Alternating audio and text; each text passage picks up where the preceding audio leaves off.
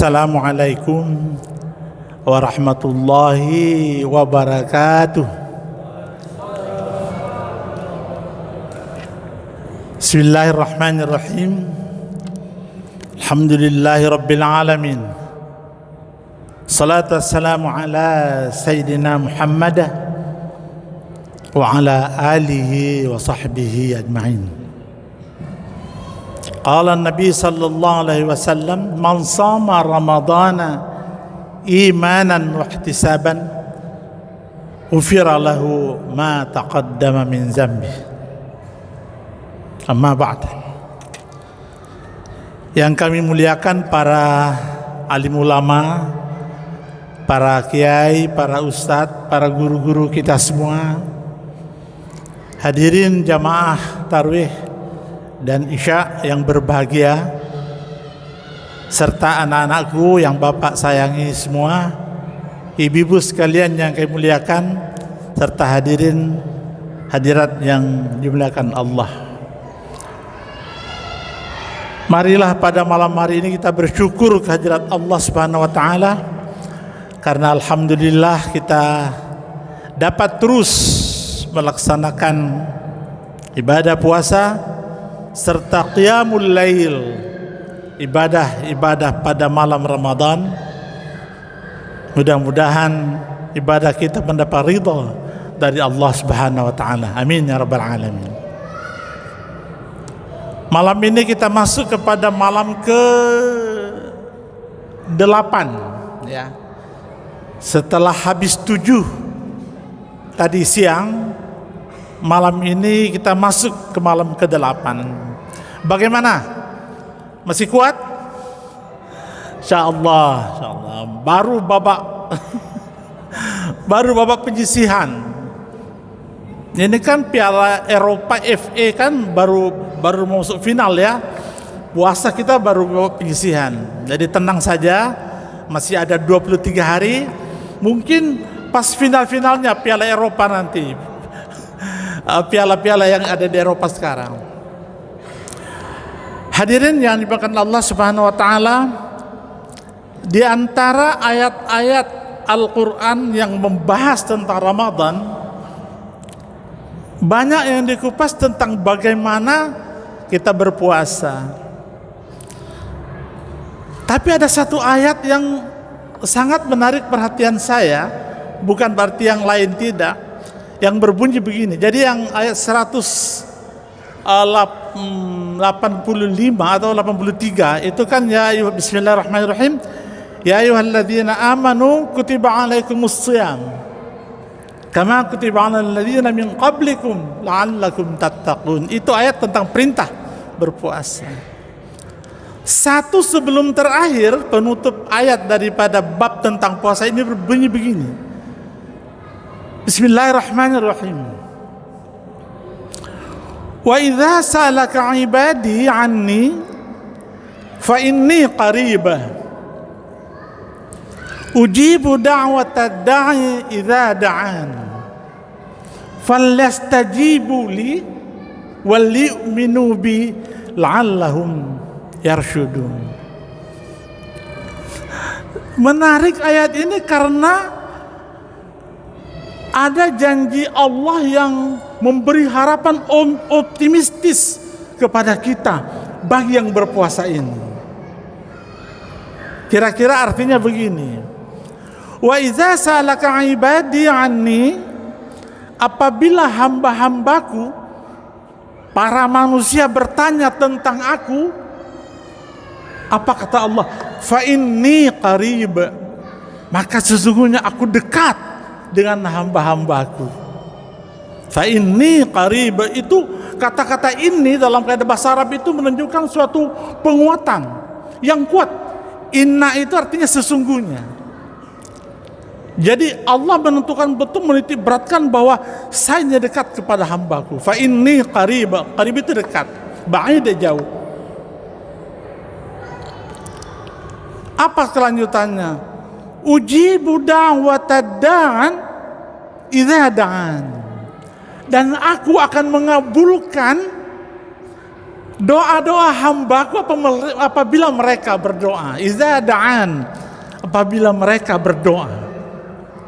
Luar biasa betul ayat ini. Tapi Allah meneruskan lagi firman-Nya dalam ayat ini mengatakan begini. Falyastajibu li wal yu'minu bi la'allahum yarshudun. Ini yang berat. Ini berat. Karena falyastajibu li itu kira-kira artinya begini. Maka kerjakanlah kewajiban-kewajiban kamu semua wahai hambaku. Wal yu'minu bi, dan berimanlah kepadaku dengan segala konsekuensinya. La'allahum yarshudun. Mudah-mudahan mereka semua termasuk orang-orang yang bahasa literal itu cerdas, tapi mudah-mudahan mereka bisa memahami apa yang difirmankan ini. Kan luar biasa betul ayat ini kan. Wa iza salaka, bismillahirrahmanirrahim, wa iza salaka ibadi anni fa inni qarib ujibu da'watad da'i iza da'an falyastajibu li wal yu'minu bi la'allahum yarshudun. Bukan saya, Allah, kembali kepada Allah. Apabila hamba-hambaku bertanya tentang aku, kata Allah, maka sesungguhnya aku dekat dengan hamba-hambaku dan aku akan mengabulkan doa-doa mereka semua. Maka karena itu maka kerjakanlah kewajiban-kewajiban, tunaikanlah kewajiban kamu, dan berimanlah kepadaku. La'allahum yarshudun. Mudah-mudahan kalian, mereka termasuk orang-orang yang memahami, mengerti, understanding terhadap ajaran-ajaran Allah. Hadirin, dalam banyak kesempatan para ustadz, para dai berbicara tentang puasa, kan sudah dikatakan bahwa bulan Ramadan itu bulan yang penuh berkah, bulan yang penuh ampunan, bulan yang apabila orang meninggal dalam Ramadan dia akan masuk surga, happy end, husnul khatimah. Bulan di mana doa-doa kita diijabah oleh Allah Subhanahu wa taala. Menarik kan itu? Yang belum punya motor berdoa insya Allah punya motor. Yang belum punya pacar dapat pacar. Yang belum punya istri dapat istri, dan sebaliknya yang belum punya suami insya Allah dapat suami. Benarkah demikian? Nah, Allah mensyaratkan satu, laksanakanlah kewajibanmu terhadap aku dan berimanlah kepada aku. Pertanyaannya, big question adalah, apakah kita selama ini sampai saat ini kita melaksanakan semua perintah Allah dan menjauhi segala larangannya? Kan itu pertanyaannya kan? Kalau kita sudah merasa melaksanakan perintah Allah semua dan beriman kepadanya dan menjauhi larangannya, baru kita bisa menuntut kepada Allah. Kenapa saya kok enggak gitu ya? Kalau bukan doa saya dari dulu saya kerja serabutan aja. Dari dulu honor aja nggak diangkat-angkat. Nah, ini pertanyaan. Jadi ayat ini yang pertama sekali adalah mengajarkan kita untuk introspeksi terhadap diri kita. Apakah kita sudah melaksanakan kewajiban kita atau tidak? Kalau sudah melaksanakan, baru kita bisa protes. Kok belum dikabulkan doa saya? Kalau tidak, maka kita harus introspeksi dan melaksanakan perintah Allah. Apa itu perintah Allah? Yang paling dasar adalah rukun Islam. Nah, syahadat sudahlah, kita kan mukmin semua, Islam semua. Tapi setelah syahadat adalah perintah aqimus shalah, laksanakanlah salat. Nah, pertanyaan selanjutnya adalah, apakah kita sudah melaksanakan salat dengan baik 5 waktu, subuh pada waktunya, kemudian salat sunat, kemudian zuhur pada waktunya, asar pada waktunya, maghrib, isya, dan tahajud pada waktu malam. Tapi itu sunat tahajud itu. Yang wajib itu adalah 5. Jadi itu pertanyaan besar. Pertanyaan berikut adalah, apa kita sudah melaksanakan perintah Allah? Pertama adalah salat.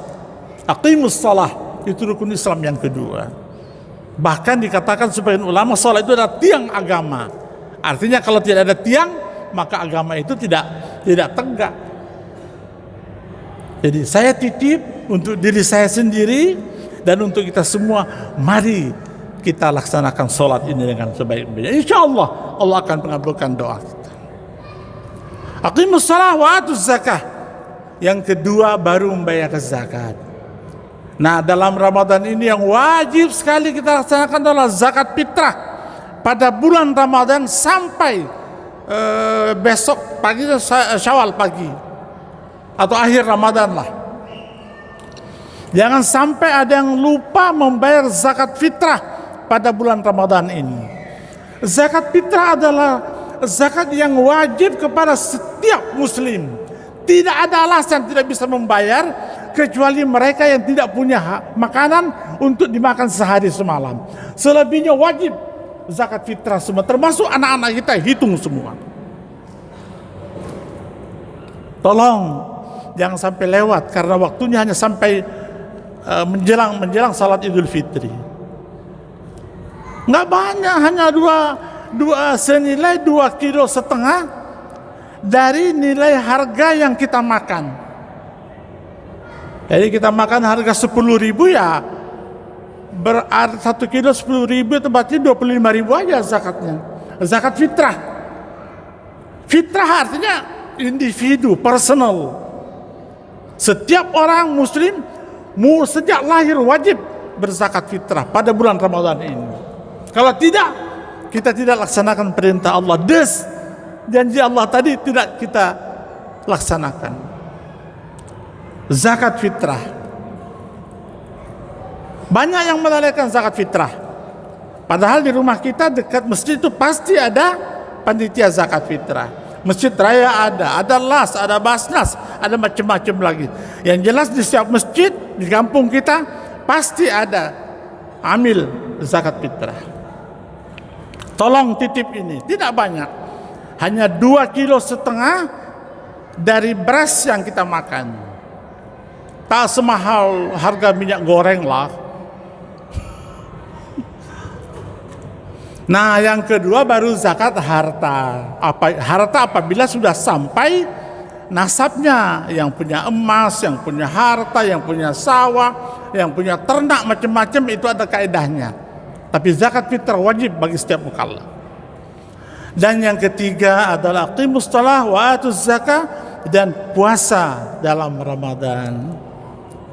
Puasa nggak usah kita bahas karena sudah banyak setiap malam dibahas oleh Ustaz. Dan yang kelima adalah haji bagi orang yang mampu.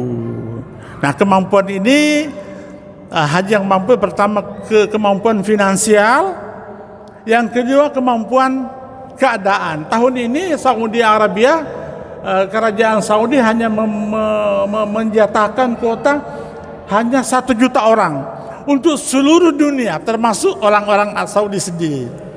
Jadi kalau nama kita tidak masuk, kita tidak wajib untuk haji karena keadaan negara yang belum memungkinkan saat ini karena masih pandemi dan macam-macam. Nah, itulah poin-poin yang penting yang perlu saya sampaikan malam ini, kewajiban kita, dan kalau kita berdoa insya Allah Allah akan kabulkan. Islam itu tidak susah asal kita niat baik untuk melaksanakan. Mudah-mudahan kita semua orang yang hadir di sini, jamaah masjid raya ini, termasuk orang-orang yang melaksanakan perintah Allah dan menjauhi segala larangannya, dan mudah-mudahan kita senantiasa dalam berkat dan ridha Allah Subhanahu wa taala. Mohon maaf. Assalamualaikum warahmatullahi wabarakatuh.